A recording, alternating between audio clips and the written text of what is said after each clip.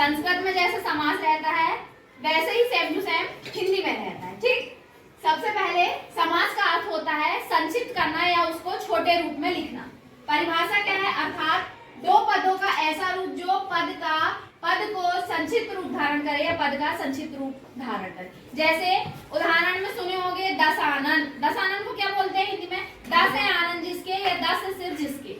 ठीक, उसी को क्या कहते हैं? समास कहते हैं। तो यहाँ मैंने लिखी हूँ समास मुख्य रूप से 4 प्रकार के होते हैं। संस्कृत में मुख्य रूप से समास 4 प्रकार के होते हैं और वास्तव में कितने होते हैं? वास्तव में 6 प्रकार के होते हैं। कौन कौन से? तत्पुरुष समास, अव्ययभाव समास, बहुव्रीहि समास, द्वंद्व समास, द्विगु समास और कर्मधारय समास। आया समझ में इतना? सबसे पहले आता है तत्पुरुष समास। मैंने बताई थी कि मुख्य रूप से कितने होते हैं? 4 होते हैं। तत्पुरुष समास से मिलकर बनता है कर्मधारय और कर्मधारय समास से मिलकर बनता है द्वंद्व समास। ठीक, तत्पुरुष से मिलकर बनेगा कर्मधारय और कर्मधारय से मिलकर बनेगा द्वंद्व समास। अब तत्पुरुष समास में क्या होता है? तत्पुरुष समास में पहला पद और अंतिम पद। हर समास में 2 पद होते हैं, पहला पद और अंतिम पद। पहला पद क्या होता है? प्रधान, मतलब उसको विशेष क्या किया जाता है? उस पे ध्यान दिया जाता है। और दूसरा गौण होता है, उस पे ज्यादा ध्यान नहीं देता। परिभाषा है दोनों पद किसी न किसी कारक चिन्ह से जुड़े होते हैं। या पहचान क्या है तत्पुरुष समास की? दोनों चिन्ह किसी न किसी कारक चिन्ह से जुड़े होते हैं। कारक हिंदी में पढ़ोगे, कर्ता ने कर्म को करण से। ठीक है, फिर उदाहरण क्या है? एक उदाहरण हिंदी में होगा राजपुत्र, उसको क्या बोलते होगे? राजा का पुत्र। का क्या है? कारक है ना। उसी प्रकार राष्ट्रभक्तः, राष्ट्रभक्तः का क्या लिखेंगे? राष्ट्रस्य भक्तः। यहाँ पर क्या या? ठीक, राष्ट्रस्य भक्तः। फिर दीनदानम, दीनाय दानम, इसमें भी है या कौन? फिर राजपुरुष, राज्ञः पुरुष, राजा का पुरुष। फिर दीनाय दानम, राष्ट्रभक्तः। हो गया। उसके बाद है सेकंड तत्पुरुष समास। तत्पुरुष समास के बाद है द्विगु समास। द्विगु समास में होता है पहला पद संख्यावाची। ठीक है, पहला पद संख्यावाची कहने का मतलब कि पहले पद में देखेंगे कि कोई ना कोई संख्या आनी चाहिए। उदाहरण के लिए पंचवटी, इसको हिंदी में पढ़ेंगे तो क्या बोलेंगे?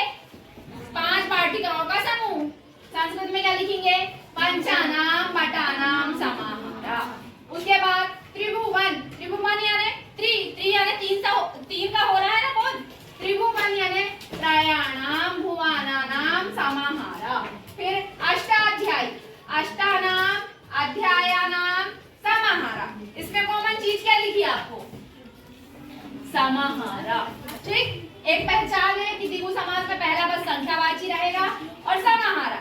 अब माइंड में आता होगा कि दीदी जी 10 आनंद तो हो सकता है, उसमें भी तो 10 आ रहा है, पर नहीं होगा। वो क्या होगा? बहुव्रीहि समास होगा। क्यों होगा? क्योंकि बहुव्रीहि समास ये कहता है कि पहला पद संख्यावाची रहेगा पर दोनों मिलकर तीसरा बोध करेंगे। यहाँ तो पहला पद संख्यावाची, दोनों को मिलाएंगे तो तीसरा बोध कर रहा है। क्या पंचवटी में इसका कोई तीसरा बोध हो रहा है? सिर्फ इसको कह सकते हैं 5 बटियों का समूह या 5 वाटिकाओं का समूह।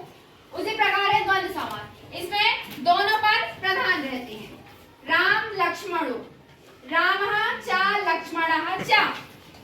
हिंदी में क्या बोलते हैं? राम और लक्ष्मण। तो च का मतलब क्या होगा? और द्वंद्व समास में यदि इसको तोड़ेंगे तो क्या लगेगा? च लगेगा। द्विगु में क्या लगेगा? समाहारा। ठीक है, फिर कृष्णार्जुनो, कृष्ण चः अर्जुनः च।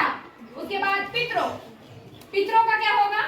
माता च पिता च। ठीक, उसके बाद है बहुव्रीहि समास। इसमें पहला पद संख्यावाची विशेषण होता है, लेकिन जो दोनों पद मिलकर क्या करते हैं? तीसरे का बोध कराते हैं, उसको कहते हैं बहुव्रीहि समास। उदाहरण में पीतांबरः, इसको क्या तोड़ के लिखेंगे? पीतांबरः यस्य सः, मतलब पीला है अंबर जिसका, क्या होगा? विष्णु। फिर चंद्रशेखरः, चंद्रः शेखरे यस्य सः, मतलब जिसके क्या है?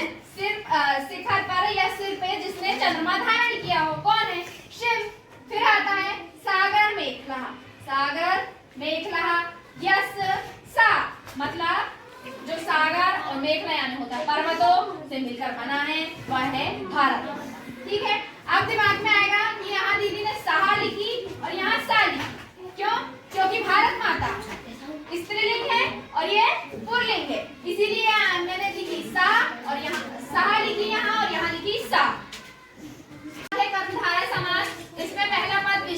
और दूसरा पद विशेष से होता है। उदाहरण है नील कमलम, कृष्ण सर्पम, घनश्यामः।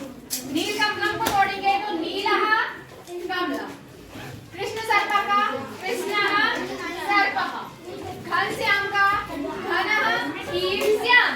क्या होगा? घन और श्याम। ठीक। उसके बाद आता है अव्ययभाव समास। इसमें पहला पद अव्यय होता है। अव्यय यानी जैसे हिंदी में उपसर्ग कहते हैं, उपसर्ग को ही संस्कृत में अव्यय कहते हैं।